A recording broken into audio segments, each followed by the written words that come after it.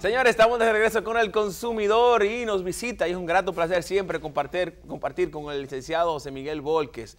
¿Cómo está usted, licenciado? ¿Cómo Bien, se siente? Pablo, ¿cómo va? Qué bueno que esté por aquí, nuestro queridísimo abogado que siempre nos ayuda a conocer lo que legalmente podemos hacer ante situaciones que violentan nuestros derechos. En esta ocasión vamos a hablar de la publicidad engañosa, doctor. Y de verdad que es preocupante, yo digo es preocupante porque aquí en República Dominicana vemos a diario los medios de comunicación, en vallas públicas, por diferentes áreas, que se publicitan, que se promocionan productos y calidades de productos que cuando lo compramos, cuando lo consumimos, no cumplen con esto que nos ofertaban. Entonces nos gustaría que usted nos explicara qué podemos hacer legalmente y a qué nosotros llamamos publicidad engañosa hoy día. Mira, Pablo, el asunto de la publicidad engañosa, el mes de noviembre es el mes exacto para hablar de esa publicidad, por lo que todo el mundo sabe que para esta fecha se empiezan a tirar especiales y cosas que en realidad no son. Sí. ¿A qué le llamamos una publicidad engañosa? Una publicidad engañosa no es más que aquella donde pretendemos convencer al consumidor para que ellos compren, ya sea servicio, ya sea cosas, con el objetivo de hacerlos creer de una cosa que no es aparentar una cosa que no es correcto. Sí. Entonces ponerle un precio con características de a un producto sobre características que verdaderamente no tienen. Y me cobran por eso, y eso en el Código Civil, en el artículo 1376 específicamente establece como un enriquecimiento sin causa. Enriquecimiento sin causa, donde yo me empobrezco y tú te enriqueces con algo que no era exactamente lo que yo quería. Vemos que, por ejemplo, dentro de lo que hablamos de publicidad engañosa, para que entienda un poco más ampliamente, también se refiere al tema de cuando se nos habla falsamente sobre un producto, claro, cuando se omite también información sobre un producto, o cuando dice que un producto hace algo que en realidad no hace. Le da características a ese producto y yo pago por esas características y cuando vamos a la práctica es otra cosa. Yo, por ejemplo, ayer veía, le comentaba fuera del aire y lo voy a comentar públicamente, ayer veía una valla que está en la Kennedy con Churchill. Si usted va oeste, está a la izquierda, creo que frente al colegio, creo que el colegio Claret, que está por ahí, y leía una valla de una pintura, de una marca de pintura que decía que si usted pintaba utilizaba esa pintura, era una pintura refrescante, que podía bajar hasta 9 grados de temperatura en su habitación. Eso quiere decir que si en su habitación hace 30 grados y usted pintó su habitación con esa, se supone, según la publicidad, que debería bajar a 21 grados, o sea, bajar hasta 21 grados, porque dice hasta 9 grados, pudiera ser 24, 25, pero pudiera bajar hasta 21 grados la temperatura, a ponerse en 21. Estamos hablando de que habría que eliminar el aire acondicionado, o sea, claro, cualquier o abanico, porque bajaría la temperatura. Y lo duro de eso es que nadie protege esa parte a lo que es el consumidor, porque desde que uno ve y va y paga y se ilusiona por esa pintura que debe costar más que las otras que están en el mercado por esa característica, entonces voy y pago por ella, pero eso no es cierto en la práctica, entonces me siento engañado, me siento estafado. Entonces, ¿qué podemos hacer, doctor? Porque sabemos, esto pasa, yo compré la pintura o compré cualquier producto que entendía que iba a hacer algo porque me lo vendieron de esa manera, me lo promocionaron de esa manera, y cuando voy y lo consumo o lo uso, no tiene esa propiedad. Demanda ejecución de garantía. Demanda ejecución de garantía. Porque el vendedor le debe al comprador garantía de las cosas que le está vendiendo, porque hay dos clases de garantía, que es la garantía de yo disfrutar libremente de la cosa que yo he comprado, que nadie venga a perturbarme, que eso no era de esa persona que me vendió, y la garantía, que es la más importante y es la que estamos tratando, de yo que no hay vicios de lo que yo compré, sino que a mí me entregaron justamente por lo que yo pagué. Ahora es importante, Pablo, que también tenemos que decir, porque decimos una cosa y tenemos que decir la otra realidad. Para que haya un engaño, para que haya un enriquecimiento de mi patrimonio, yo debo pagar por una cosa que en realidad no es posteriormente. Por ejemplo, me dijiste, te estoy vendiendo esta cadena de oro, pero la cadena era de Golfir y yo te pagué por una de Golfir, no por una de oro, entonces no me ha engañado, porque yo te pagué justamente el precio por la cosa que yo estaba comprando. Porque para que haya un engaño, yo debo pagar por una cosa que no fue la que me entregaron. Pero, por ejemplo, vamos a ver, porque esa definición de lo que es ilegal y lo que es legal es importante. Por ejemplo, si yo veo un comercial X que dice, por ejemplo, ese de la pintura, Ajá. es un ejemplo, para mí me pareció lo tenía en la cabeza y es muy gráfico. Te dice que te baja hasta 9 grados de temperatura. Y si tú pintas tu habitación y no baja nada, ni siquiera 1 grado la temperatura, entonces, tú no pudieras demandar a esta empresa. Sí, ahí hay una demanda porque me engañaron en las características de lo que me estaban presentando. De la característica, y eso fue lo que me ilusionó y por eso fue que yo compré. Que si no hubiese tenido esas características que yo me presentaba, hubiese comprado otra. Claro. Posiblemente mejor que esa. Y mucho más barato. Y mucho más barato. Entonces, por eso que le digo que ahí en ese caso hay un porque es que fue que me ilusionaron. Me ilusionaron para que yo comprara esa clase de pintura y por eso yo puedo demandar en ejecución de garantía de lo que yo compré. ¿Y la omisión de información? Ahí sí es duro porque o sea, ley, cuando no te dicen, te dicen, mira, tú compras tal cosa, que te funciona esto, pero no te ponen el pero, o si tú no haces tal cosa, esa omisión. La garantía obligatoriamente debe estar clara, porque si no está clara la garantía, yo puedo hacer lo que quiera. Por ejemplo, el caso cuando uno compra una batería, hay una garantía, pero la misma garantía te dice, si le da golpe a la batería arriba, la garantía no existe. Y otros artículos más que para que exista la garantía hay que llevarlos al taller de quien se lo vendió, que si lo destaparon en la calle, esa garantía no es válida. Entonces, si omite esa parte, lo que no está escrito, entonces no está pactado, no está convenido. Es decir, que si no me dicen mi garantía que yo puedo llevar, que tengo obligatoriamente que llevar el efecto a ese taller, yo puedo llevarla al que yo quiera, porque a mí nada me dijo en la garantía que yo no podía llevarlo. Pues de ahí me nacen 2 recomendaciones. Primero, leer la garantía. Siempre, leer lo que te dice, leerlo específicamente, saber qué, y hacer preguntas también. Preguntar, mira, ¿qué pasa si esto? ¿Qué pasa si lo otro? Para evitar eso. Porque muchas veces eso que usted dice es cierto. Usted le dice, yo el otro día fui a una ferretería, y le voy a hacer un ejemplo, me pasó a mí, y compré un calentador. El calentador a los 2 meses me tiró el tiro. Yo voy a la ferretería donde me vendieron el calentador, me dan un teléfono de la empresa fabricante para que yo entonces haga la queja por allá y que entonces ellos no tienen responsabilidad. Entonces yo le hago la pregunta. Cuando veo la factura, en ningún sitio decía nada. No decía que yo tenía que llamar a nadie, pues yo lo compré en esa ferretería. Yo no fui a comprarlo a la casa, al fabricante. Entonces, y de ahí me nace una pregunta, doctor. Este tipo de acciones que muchas veces las hacen las ferreterías, que son responsables de la venta, pero no son responsables de la garantía del producto, ¿esto es legal?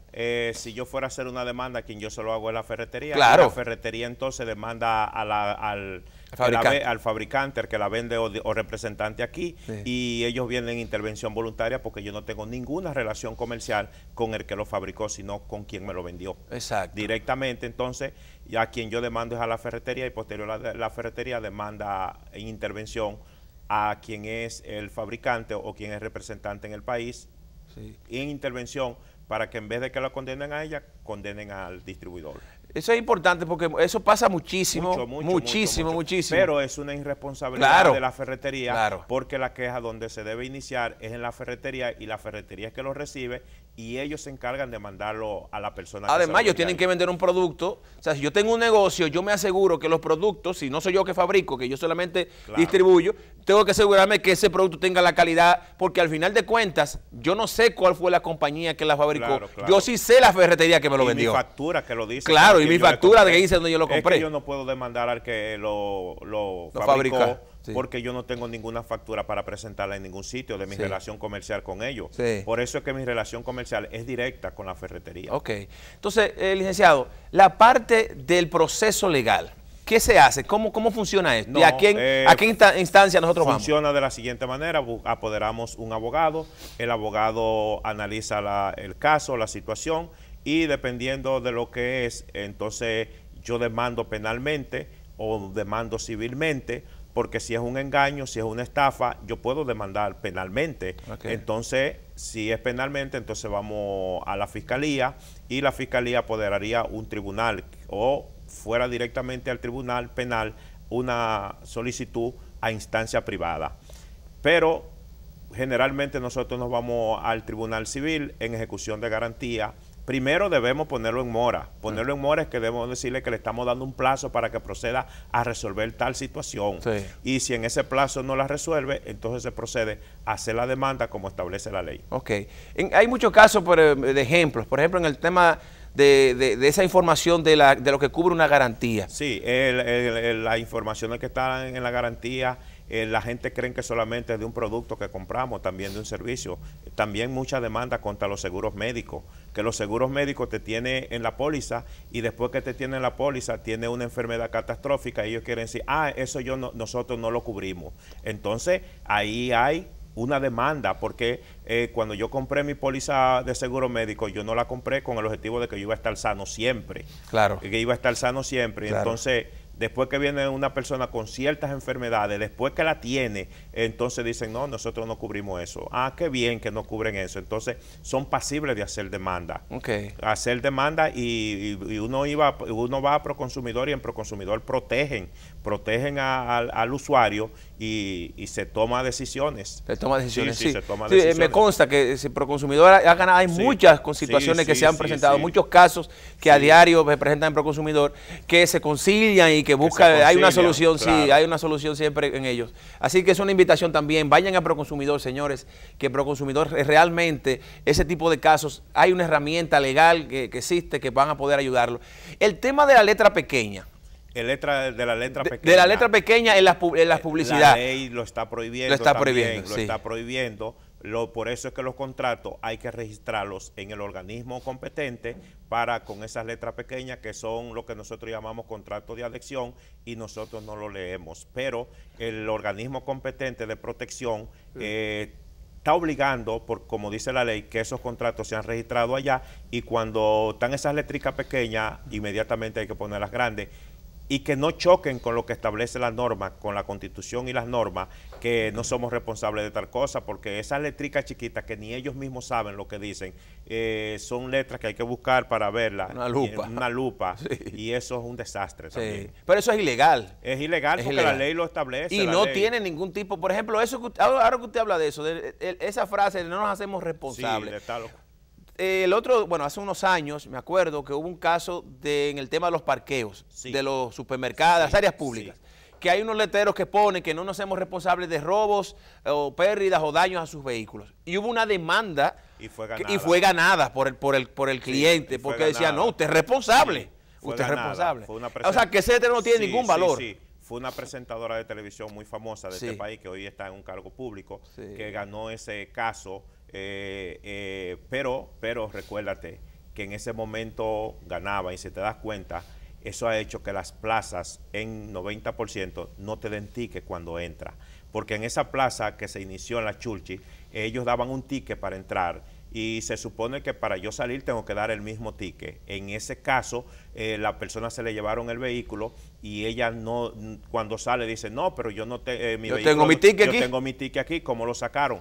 Por eso ella ganó, pero ahí nunca han vuelto a dar ticket, porque ahora nadie tiene control del vehículo si se lo llevaron. Pero es legal esto, es legal, o sea, la Constitución permite que un sitio, porque esto es un espacio privado, señores, esto no es cualquiera, o sea, muchas veces usted va a parquear en un sitio de eso y va para otro sitio, el mismo seguridad del parque te dice que no, si no va para el negocio te saca, o sea, sí, pero hay no es público. Negocios que se tiene el control de eso, pero hay negocios grandes, plazas grandes, que la gente van y dejan el vehículo ahí y lo tienen como un centro de operación y se van en otro vehículo y regresan a ciertos tiempos, y mi parqueo yo lo tengo para mis clientes que vayan a comprar. Por eso es que nosotros decimos, si te pasa algo en el vehículo, sal corriendo a comprar si no has comprado, porque esa es la garantía de que tú estabas en ese lugar. Ahora, hay que distinguir dos cosas, Pablo, y es los daños que le suceden al vehículo y cuando se roban el vehículo. Cuando se roban dentro del vehículo, el dueño de la empresa no tiene tanta responsabilidad, porque desde que te abren el vehículo, una vez dice, yo tenía 30,000 pesos ahí. Yo no puedo tener responsabilidad sobre lo que yo no tengo control. Por eso es que cuando uno va a una agencia a mandar un dinero a un sitio, lo primero es que abren y cuentan. Entonces, a partir de ese momento, ellos tienen el control y la dirección de ese dinero. En esas plazas, en esos parqueos, el letrero que dice es que no somos responsables de los robos y daños ocasionados a su vehículo, no que se roben el vehículo, que es otra cosa, y es algo lógico. Ellos no pueden tener control ni dirección porque inmediatamente dicen que me robaron en el vehículo, dicen cosas que en realidad no estaban. O sea, la responsabilidad sería, ellos sí tienen responsabilidad de lo que sería el robo del vehículo. El robo que se lleva en el vehículo y siempre y cuando sean estos parqueos que te dieron un ticket. Que te dieron el ticket es, vamos a decir, sí, la herramienta. Ese es el contrato, ese es el contrato que nosotros firmamos, sí. El contrato, el ticket, porque para yo salir por ahí, yo tengo que salir con ese ticket. Si alguien sale por ahí en un vehículo, tiene que entregar ese ticket. La parte, doctor, de la parte de la... Tenemos que hacer una pausa, sí, cuando regresemos hago la pregunta, pero es la parte, doctor, de estas, algunas restricciones aplican, estas frases que muchas veces utilizan en estas publicidades, o hasta agotar existencia. Sí, este tipo ahí hay un pero me gustaría que usted me respondiera a eso cuando regresemos de la pausa. Señores, no se vayan.